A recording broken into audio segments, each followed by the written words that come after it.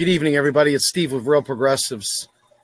Just want to let you all know that we spent an incredible amount of time this weekend trying to get the message of Real Progressives out to the public. And we had an opportunity today to do a live stream, to do a teaching session in front of a room full of people. I was very, very proud of the showing that people did by coming out to see us. I was quite disappointed that there were people that were in higher positions that I know for a fact do not understand economics that did not attend that session. But that seems to sort of be the way of the world, right? The Green Party, we didn't see any none of the higher ups, so to speak, show up for the economic discussion. And at this, quite frankly, we didn't see it either. But what we did see was the people show up. In fact, for me, one of the most special things about this was the fact that there were people whose kids showed up when their mom was actually doing a panel discussion herself. That was extremely a humbling experience to see that happen. But I want to tell you, people heard the message in a I don't know what you want to call it, a non-live stream fashion, where I was able to use a presentation. I was able to do what I would do if I were face-to-face with people and explain about the subject matter without it just being a live stream rant. As much as I enjoy my live stream rants, as much as I enjoy doing them, I found that even with dissent, it was really a great experience to have the opportunity to engage with people face to face and for them to see the humanity of me, that I didn't come to this area of activism just because I enjoy some sort of academic exercise. People saw the pain in my face. And I tell you what, I had a video that I'm going to show you guys. I thought I was showing it to you a minute ago, but apparently all I showed you was the title screen. But regardless, though, I'm going to go ahead and I'm going to show you a video that we showed today. And I think that it's really telling, in my opinion. I want you to be able to see, forget the economic discussion, forget the details of what I talk about, forget any of the mind-changing, mind-altering viewpoints that I present. There's something that I think we all can agree to.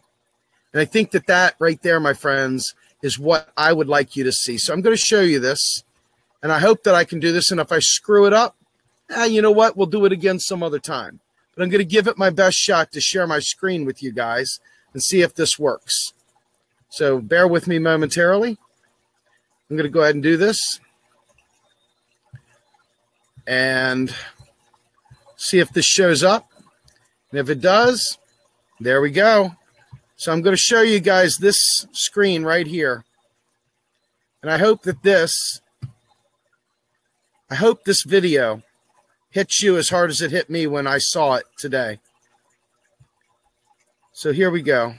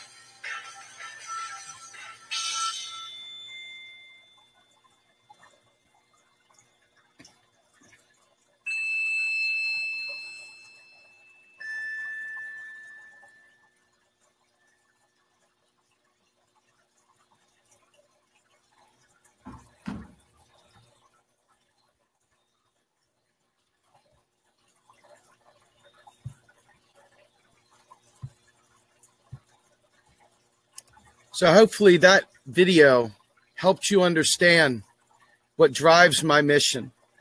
It drives real progressives, our 7 knowledge areas, and the underlying economic truths that we're trying to push forth to stop that kind of suffering. Okay? For those of you who don't know my story, I told it today, just a little bit. And every time I tell it, it chokes me up. But today I saw people crying in the audience. Literally, folks, I saw people crying in the audience today as I did my speech. And for the first time, I saw people get that I mean what I'm saying. It wasn't like some show. They realized how serious this is. I have lit a fire. Joe Firestone has lit a fire. Ellis Whittingham has lit a fire. All of our guests have lit a fire in this movement. It's time for the leaders of this movement to take us seriously and not just pat us on the head and give us a token spot, but to really embrace the message that we're pushing, to really understand the truth of what we're saying. It's time for us to make them hear our plight. Folks, when I was growing up, I was picked on mercilessly. I was a straight A kid. I was a choir boy.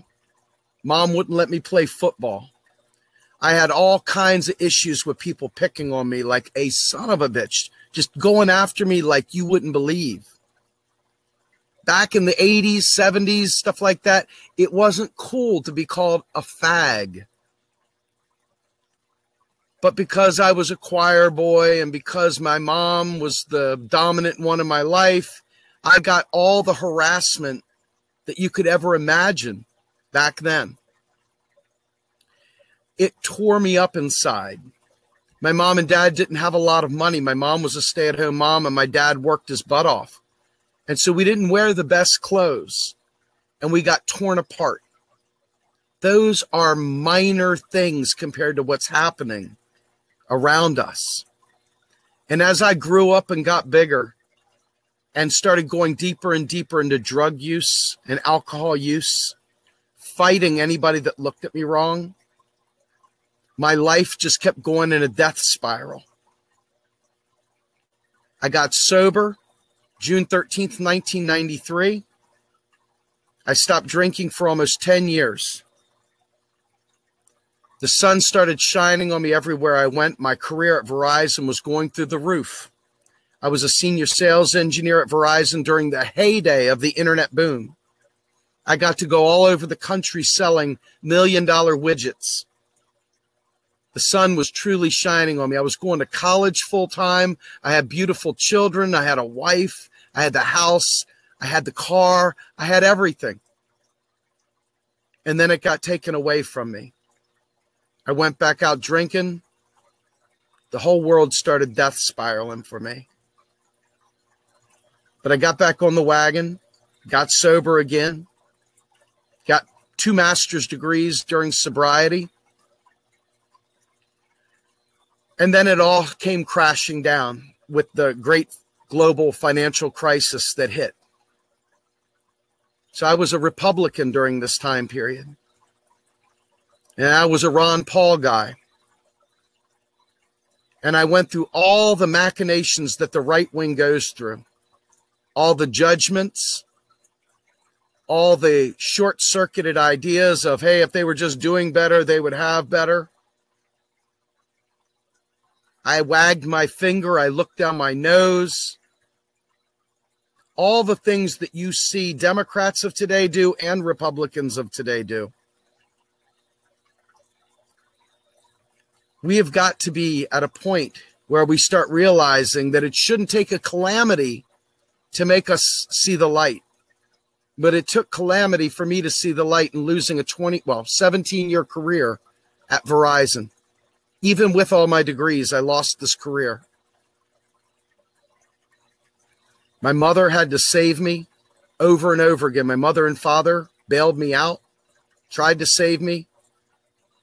Then the divorces hit, and then the child support hit, and then the unemployment hit, and then the spiral started. But this time I didn't go back out drinking. This time I started analyzing what the hell was wrong with our country. And I listened to people. I didn't presume to teach at that time. I listened. I asked questions. And as people saw that I was sincerely seeking answers, people stepped up and filled the void. People taught me. People taught me the basics of what was going on. So I made a pass-through as I waved by the Democratic Party.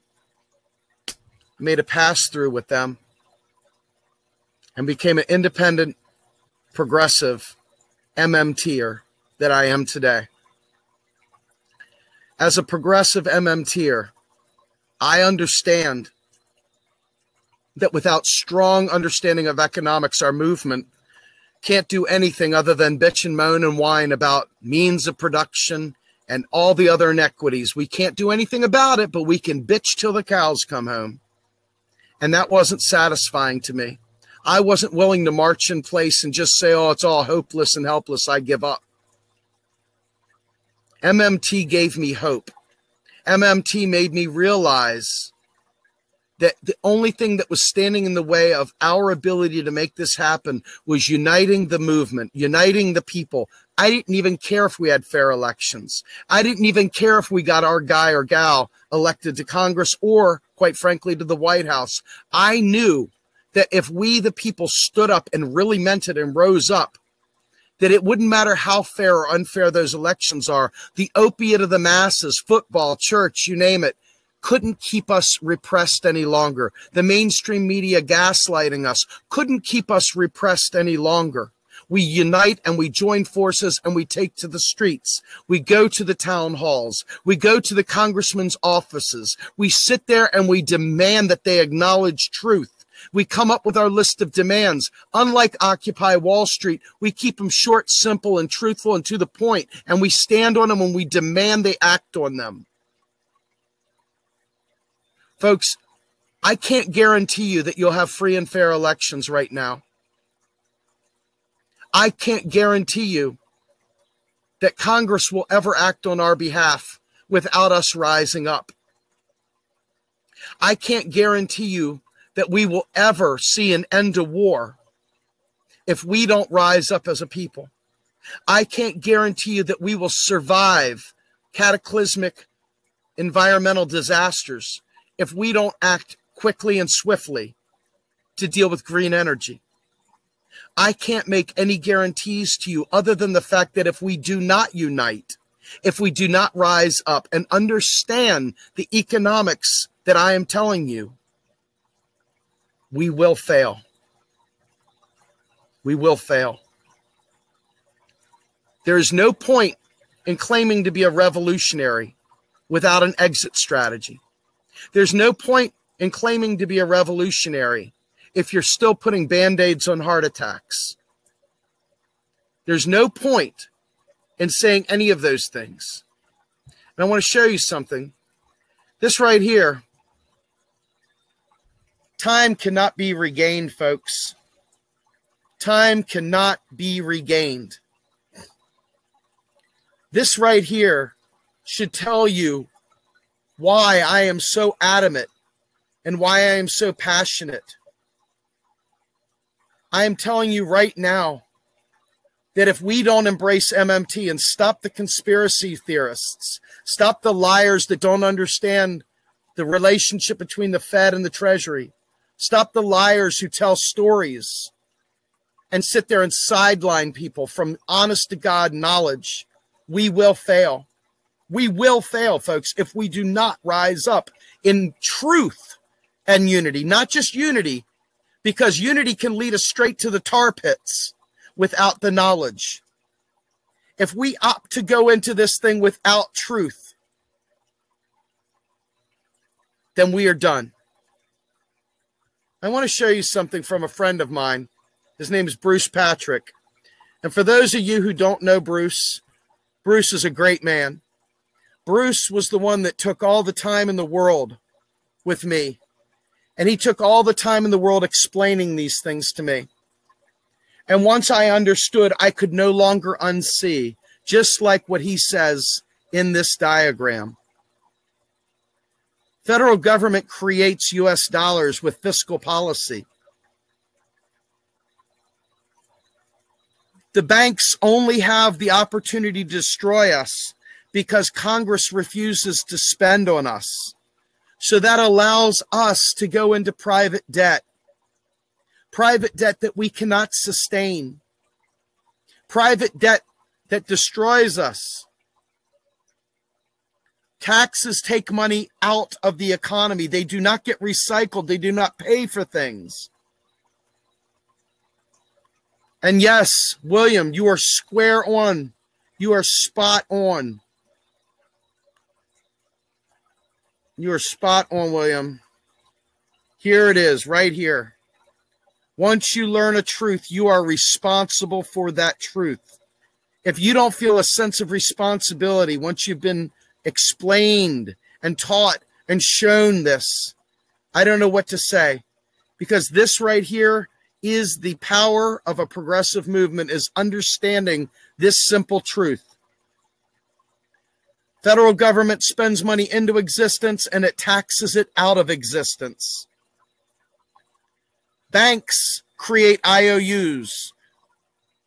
Banks only have the power over us because the federal government has stopped spending on us. That is the deal. This is the deal. This is money creation right here in a nutshell. You can find this from Dollars and Diagrams by J.D. Alt. So remember this. I'm going to take us back to this slide because I think it's very important. And I want to show you something else too. This is a funny one from Stephanie Kelton. So Greenspan knows and says that the Fed can't run out of money. You might be surprised by someone else who agrees with him, Stephanie Kelton. Stephanie Kelton, shh, don't tell them, make them watch the talk, damn it. But this is the deal, folks. This is the deal. And you know something? I want to just be real clear about this. If you guys don't get the fact that we are not broke, can't be broke, won't go broke, then I don't know what to tell you. Because here's something else that I found to be fascinating. And I think that this is one of those things that you will understand in a moment. This will light you up. This is one of the things that made me a very happy camper. Check this out. Taxpayers don't fund anything, I think it's called. The title got me to begin with, and I was just curious until halfway in. Then I was hooked. Guys, this is sweet stuff right here. That right there is sweet stuff. Now let me show you another thing that this guy wrote too. This is a really special tweet to me as well. Tell me if this doesn't ring a bell. Sounds like what Bruce Patrick said also. A month ago or so, I read a blog post by Bill Mitchell, and it hit me like a ton of bricks. Once you see it, it can't be unseen. Kind of cool, huh? You start seeing this stuff, you start realizing that the lights are going on. Don't be the last one to the party, right? Don't be the last one to the party. And one of the other things that I think is very, very valid, we put this meme out a while ago. My friends always tell me, well, when is MMT going to be implemented? MMT is not something to be implemented. MMT is what we have. We're just using it for the war machine. We're just using it to build F-35 fighters. We're just using it to bomb brown people all over the world. We're just using it to fatten the 1%. In no way, shape, or form are they spending on us, because every time we say we want health care, every time we say we want to fix the environment, every single time we say we want free college or we want to have student loans eradicated, they tell us, hey, we can't do that, guys. What about inflation?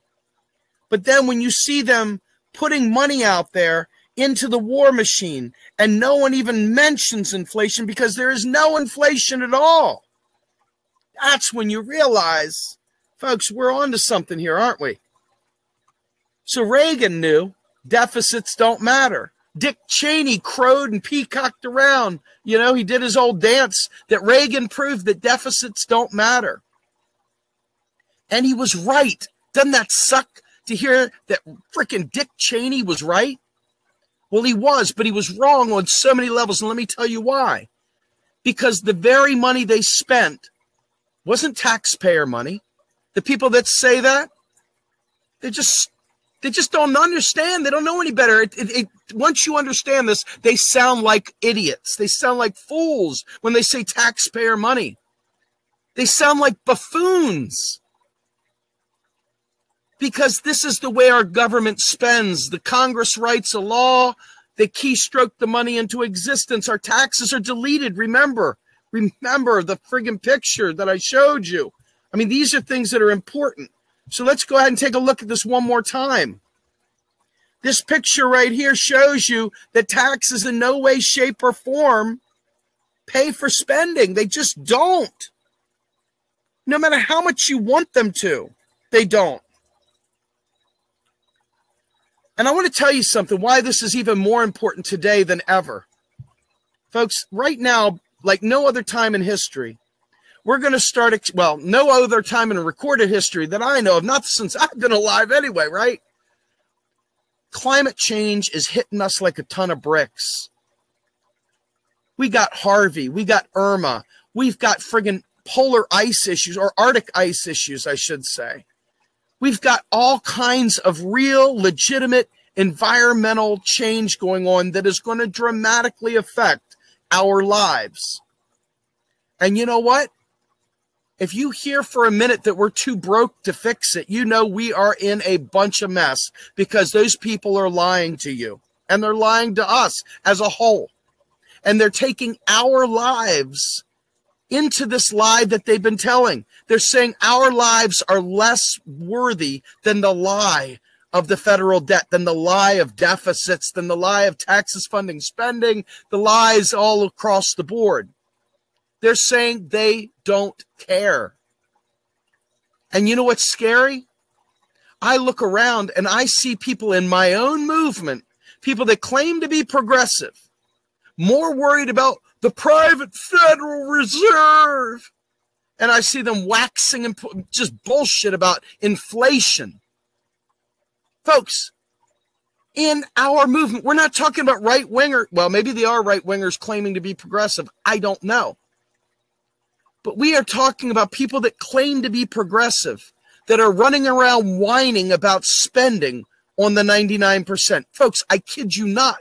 There are people in our midst, in leadership positions that claim to be progressive, worried about debt deficits in the private Federal Reserve. Folks, I can't make it up. They don't understand how the money flows. They don't know how money is created. They don't understand that the Federal Reserve controls monetary policy.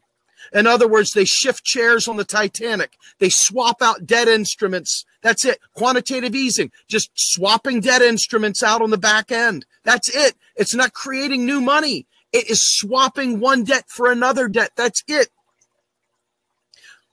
But you hear them talking about it like they know, but they don't.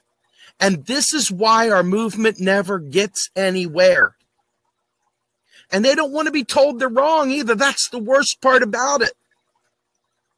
You know, one joker follows me around like a friggin' shadow, talking about all these counterfeited dollars.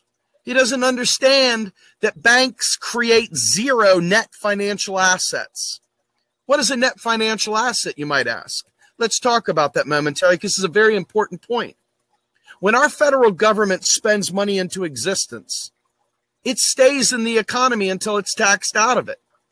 However, when a bank provides credit, that money is erased from the economy except for the interest that was already paid into the economy by whatever money was flowing from the individual that borrowed the money to begin with.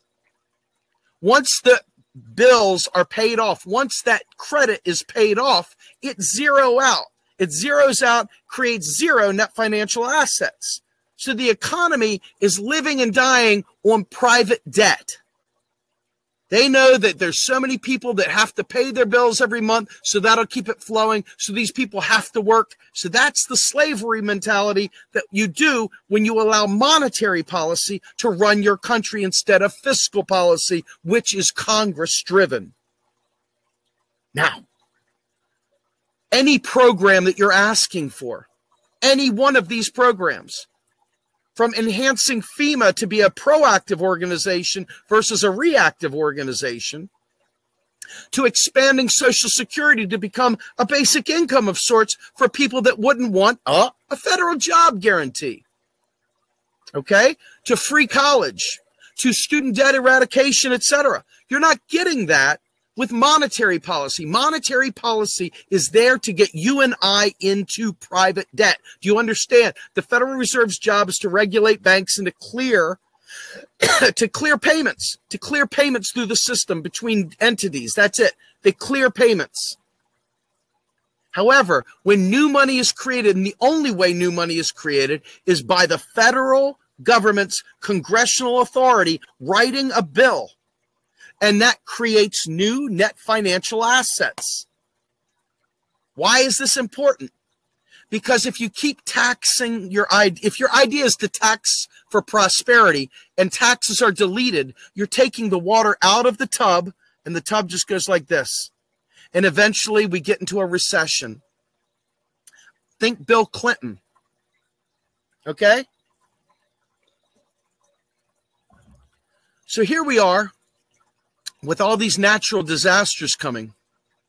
How do you think we're going to pay to restore all these areas that are hit by earthquakes, by friggin' famine, by wildfires, by friggin' flooding, by hurricanes, by tornadoes, by volcanic activity, by polar ice shifts, by ocean acidification, by a decrease in oxygen in the air, by an increase in carbon dioxide in the air, by all the things that are about to come? How do you suppose we're going to pay for it? Do you think we're going to wait till the end till we can't inhabit this planet before we figure it out? Why are progressives standing in the way of progress instead of uniting to fight for this? Why do they always stop short and just put their fist in the air and ignore how we're going to pay for it when it is the most important thing? The reason why they say no is power. Power because of money. Money which is there for the taking, but we allow them to convince us that we're broke, that somehow or another debt is a problem when it is not a problem. My friends, this is vital. So when I go to a draft Bernie or a progressive independent party or a socialist alternative or anything else, and they don't understand money creation, if they really believe that all money is created by private banks, if that's where their focus is, folks, I break it to you the hardest way possible, they will fail. They will not be able to save humanity from the disasters that are coming. If they believe the zeitgeist bullshit, that with the debt is slavery and we're all dying from 100 years of debt, if they believe zeitgeist, we all die. Do you understand this? These are bullshit conspiracies that are verifiably stupid, worthless, and wrong that will literally kneecap a movement, and we don't have time, folks. Ask the folks in Houston how much time they think we have. Ask the folks in Florida and all over the world where all these disasters are happening. It's not just in the U.S. This is not just a U.S. phenomenon.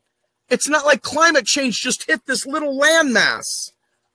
Climate change is happening around the world. The environmental disasters will be striking India with monsoons. It will be striking other areas like Thailand with the next friggin' tsunamis. It will be attacking everywhere. There will be arid conditions. There will be many, many environmental changes that humanity is not prepared for, but could be prepared for. It could be prepared for. So how do we get folks to understand? How folks to understand and get rid of the bozos that are focused on the wrong things and realize that our lives are in danger now. We got to push the people that worry about stupid nonsense, that don't understand the inner workings of the Federal Reserve. We got to get them out, or we got to bring them in to understand the truth, because they are literally crushing our movement. They're killing our children. You think I'm joking? I assure you, I am not joking. And let me tell you something. In our talk today, Joe Firestone made mention that we could easily roll the Federal Reserve into the Treasury for the friggin' conspiracy theorists. But guess what? The bozos out there are not well. They would simply say that the Jews have taken over Washington now. They've taken over the entire government now. Now they've taken over the Treasury. These bigots would go there. These knuckleheads would go there. These Ron Paul wannabes would go there. That's not progressivism. That's Alex Jonesism. And our movement cannot survive based on that bullshittery. Our children depend on us to be smarter than that. Monetary policy, fiscal policy. You can audit them all day long and it won't matter. They are already audited. And people don't understand the way monetary operations go. So people without the credentials to understand what the hell they're looking at say, hey, look what I found. Hey, Chauncey, did you see what I found in this report? In some wild scheme for the Federal Reserve to take over America, they have given the Treasury over almost $100 billion in profits every year. Some wild, crazy dream to take over the world. They give back $100 billion in profits because we're so in debt to the friggin' Federal Reserve. Fools. Folks, I have run out of patience. My children's lives are worth more than the conspiracy theorists' feelings. It's time to scoot them out the door and focus on the people that want to actually change the world. We cannot allow them to sideline us any longer, folks. If you believe in the freaking environmental disasters that we are already seeing and you believe more are coming, you know we don't have time for these friggin' Alex Jones wannabe nutcases. We don't have time for it. Our kids don't have time for it. You want to end wars? You want to stop wars for oil? We have got to demand green energy today. It's there. The energy is just friggin' abundant. The sun isn't running out of energy anytime soon. The wind that's all over us is not running away anytime soon. Friggin' hydroelectric isn't going anywhere soon. We have so much natural energy, renewable energy available to us right now. Right now, that if we demanded it and meant it and didn't sit there and allow people to take us down rabbit holes, and we united around the things that we can absolutely do something about now. If we do that, we win. People ask, what do we do? Well, what do you think you're going to do to get fair elections? Are you going to vote your way to a fair election? No. So what are you going to do? You're going to take to the streets. Well, why you're taking to the streets begging for a fair election? Why don't we take to the streets for friggin' economic justice? Why don't we take to the streets for environmental disasters? To fix it. Why don't we take to the streets to fix these problems? Instead of sitting there acting like all is lost and we can't do anything about it. And we're going to check out of the system. And we're going to worry about the private Federal Reserve because Alex Jones told me a story. And I read it in The Creature from Jekyll Isle. It's time to grow up, Peter Pan, Count Chocula. And it's time to start focusing on saving lives and getting out of your rabbit hole. Getting out of your rabbit hole and start leading a life of meaning and value and start saving lives. It is time to stop placating the friggin' conspiracy people. It is time to focus on driving home the point that our fucking existence is in the balance. That my friends, is where it's at today. That, my friends, is what we need to be focused on. And that, my friends, will only come when people understand MMT. Because without it, there is no programs to do these things. None. Do you get it? None. Yet. None. I don't understand why this is remotely controversial, but it is. And here we go. At the end of the day, we got to get people to get this, or we will die. Die, folks, die. Not kind of die, not sort of die, die. I mean, I don't think this is going to register with some people because they just refuse to stop watching Alex Jones. They want this friggin' ridiculous conspiracy to be the be-all, end-all, and it is a lethal mistake to the people. It is lethal to be that silly. It is lethal. Oh, Jesus God. Oh, Mick. Anyway, so let me get back to this real quick. I'm going to show you this one more time because I think that it's very, very important. I think it's extremely important. And I'm going to show it to you so that we all know how bad it really is. This right here, my friends, is the way it is. We're going to do it right now.